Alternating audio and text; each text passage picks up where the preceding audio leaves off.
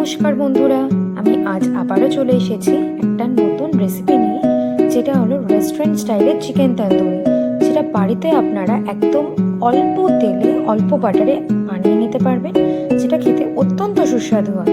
আসুন দেখে নেওয়া যাক। এখানেই আমি 1 কেজি চিকেন নিয়ে নিয়েছি, আর যেটা মেন ইনগ্রিডিয়েন্টস আদা, পেঁয়াজ, রসুন। সরি, আমি এখানে রসুনটা একটু দেখাতে ভুলে গেছি। তো আসুন দেখে নেওয়া যাক। এবার পেঁয়াজটাকে আমরা স্লাইস করে এইভাবে কেটে নিয়েছি পাতলা পাতলা করে, আর 1 পিস টমেটো আর কটা রসুন ছাড়িয়ে নিয়েছি, দিয়ে সেটাকে একটা স্মুথ পেস্ট বানিয়ে নিয়েছি। এইবার চিকেনটাতে এইভাবে কাট লাগিয়ে নিয়েছি, যাতে ম্যারিনেশনের সময় মশলাটা যেন প্রপারলি এর ভেতরে ঢুকে যায়, যাতে তন্দুরির স্বাদটাকে আরো দ্বিগুণ বাড়িয়ে দেবে। এখানে আমি 150 গ্রাম মতো টক দই নিয়ে নিয়েছি। পুরো টক দইটাই আমি এখানে ব্যবহার করব, যাতে টেস্টটা আরও সুন্দর আসে। আর যে পেস্টটা আমি বানিয়ে রেখেছিলাম আদা, পেঁয়াজ, রসুনের, সেটাও আমি এখানে দিয়ে নেব।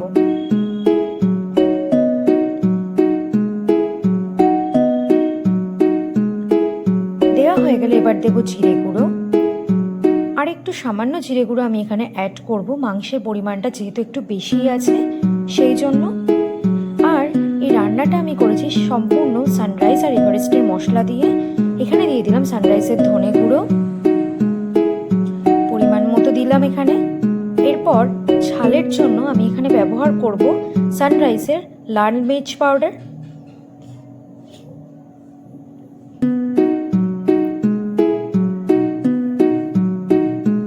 তারপর এখানে রঙের জন্য আমি এখানে ইউজ করব সানরাইজের কাশ্মীরি লাল লঙ্কার গুঁড়ো। এটা দিলে কালারটা আরো অনেকটাই সুন্দর আসবে বন্ধুরা। স্মুথ ম্যারিনেশনের জন্য আমি একটু সর্ষের তেলও এখানে অ্যাড করে নিয়েছি। এরপর দেব এভারেস্টের চিকেন তন্দুরির মশলা।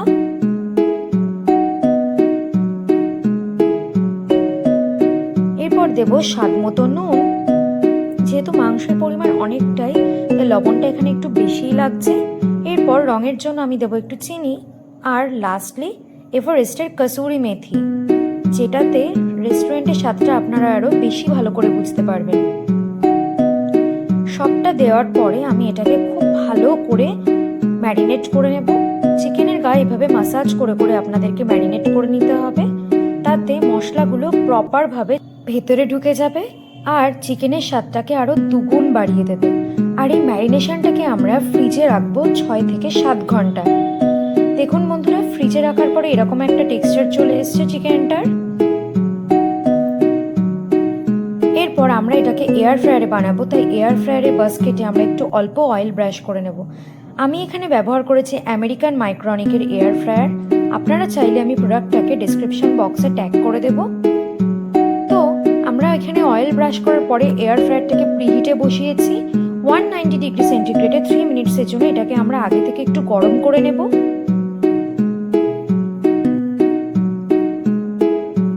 দেখুন বন্ধুরা, আমরা এইভাবে এয়ার ফ্রায়ারটাকে অপারেট করব। আপনাদের যদি কোনো এয়ার ফ্রায়ার ব্যবহারের টিউটোরিয়াল লাগে আমাকে অবশ্যই জানাবেন। প্রিহিট হয়ে গেলে আমরা চিকেনটাকে একটা একটা করে এর ভেতরে সাজিয়ে দেব, আর আমরা লক্ষ্য রাখবো যেন চিকেনটা একটার সাথে আর একটা যেন গায়ে লেগে না যায়, তাতে পরে কিন্তু চিকেনগুলো ভালো করে কুক হবে না। তাই একটু গ্যাপ রেখে রেখে আমরা চিকেনটাকে ভালো করে দিয়ে নেব।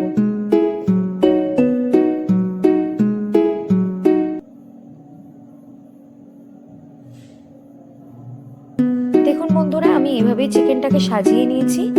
আপনারা চেষ্টা করবেন স্পেস কম থাকলেও একটু অ্যাডজাস্ট করে গ্যাপটাকে একটু বেশি দিয়ে রাখার। দিয়ে আমি এখানে টেম্পারেচারটা এবার দিয়ে নেব 190 ডিগ্রি সেন্টিগ্রেডে 22 মিনিটের জন্য।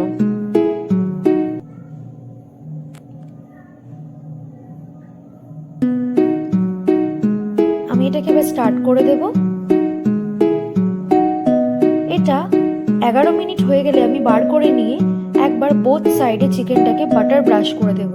এতে চিকেনটা খেতে আরো সফট হবে, আর পুরো রেস্টুরেন্টের স্বাদটা আপনি বাড়িতেই ফিল করতে পারবেন। বাটারটাকে আমি একটু মাইক্রো ওভেনে গরম করে নিয়েছি।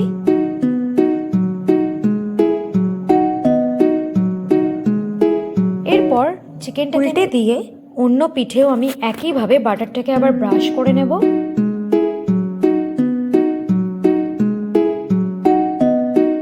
দেখুন বন্ধুরা, চিকেনটাকে আমি উল্টাচ্ছি, কিন্তু গ্যাপটাকে কিন্তু আমি আবার একই রকমভাবেই রেখে দেব, যাতে প্রত্যেকটা পার্ট চিকেনের খুব ভালোভাবে কুক হয়। এরপর আমি চিকেনটাকে আবার এয়ার ফ্রায়ারে লোড করে দেব, আর বাকি 11 মিনিট চিকেনটাকে আমি এর ভেতরেই রান্না হতে দেব। দেখুন বন্ধুরা, কত সুন্দর রেস্টুরেন্ট স্টাইলের চিকেন তন্দুরি বানানো হয়ে গেছে বাড়িতে। আপনারা এটাকে গরম গরম রুটির সাথেও সার্ভ করতে পারেন, এটা অসাধারণ খেতে লাগবে। আর আমার বানানোর রেসিপিগুলো যদি আপনাদের ভালো লেগে থাকে, একটা লাইক দিয়ে আমার চ্যানেলটাকে সাবস্ক্রাইব করে আমার পাশে থাকবেন। আর আমাকে কিন্তু জানাতে ভুলবেন না কেমন হয়েছে রান্নাটা আপনাদের। ধন্যবাদ বন্ধুরা। টাটা।